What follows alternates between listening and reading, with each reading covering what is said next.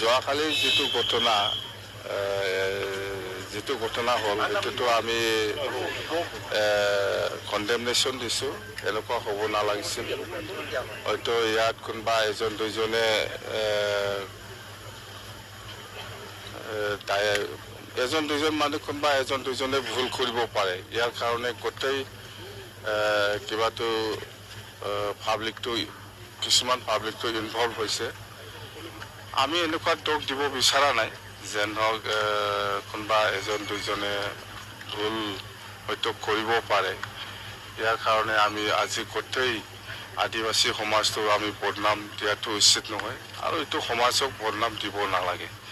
কোনোবা এজন দুজন দুষ্কৃতিকাৰী থাকিব পাৰে। ইয়াৰ কাৰণে গোটেই সমাজটো বদনাম দিয়াটো আমাৰ দায়িত্ব নহয় আৰু আমি নিদিওঁ।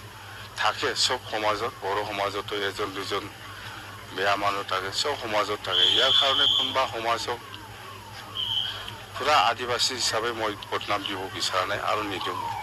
তো ইয়াৰ ওপৰত তদন্ত হ'ব। জাষ্ট আমাৰ কথা এই ৰণিকাটা ৰেঞ্চৰ কোন অফিচাৰ আছে ফৰেষ্টৰ, ইয়াৰ পৰা আমি ৰিপৰ্ট ল'ম। ডিটেইলছ ৰিপৰ্টটো সি ৰিটেন দি আমাক BTCত দিব লাগিব। এই ৰিপৰ্টটো বেছ কৰিয়ে আমি জাষ্ট ষ্টেট গভৰ্ণমেণ্টলৈকে আমি পঠিয়াই দিম। একে কথা, ষ্টেট গভৰ্ণমেণ্টে ইয়াত আইনী ব্যৱস্থা কি লয় নলয়, ফৰেষ্ট ডিপাৰ্টমেণ্টে কি ভুল কাম কৰিছে বা কোনোবা ব্যক্তিয়ে কি ভুল কাম কৰিছে, ইয়াৰ ওপৰত তদন্ত হোৱাটো ভাল আৰু নিশ্চয় ষ্টেট গভৰ্ণমেণ্টে সেইটো দায়িত্ব ল'ব।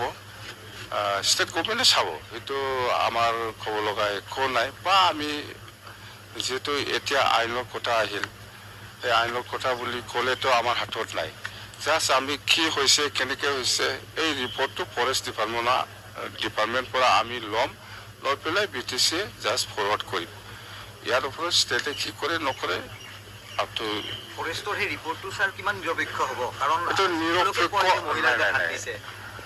অলপ এইবিলাক আপুনি এইবিলাক যিবিলাক প্ৰশ্ন কৰিলে অলপ কাজিয়া হয়, এইবিলাক কৰি লাভ নাই আপুনি দেই। অলপ মোক গৰম কৰি লাভ নাই আৰু মই আপোনাৰ কথা মতে মই গৰম হোৱা মানুহ নহয়। অভিযোগখিনি কথা কৈছে ছাৰ। মই কি কৈছে আমাৰ হাতত আইন নাই। ফৰেষ্ট ডিপাৰ্টমেণ্টে যিটো ৰিপৰ্ট দিব, কাম কোনে আগত কৰিছে, ফৰেষ্ট ডিপাৰ্টমেণ্টে যাই পেলাই কিবা কিবি কৰিছে না, এইটো ডিটেইলছ ৰিপৰ্টটো দিয়ক। আপুনি আইনৰ অৱস্থাত হ'ব নালাগে।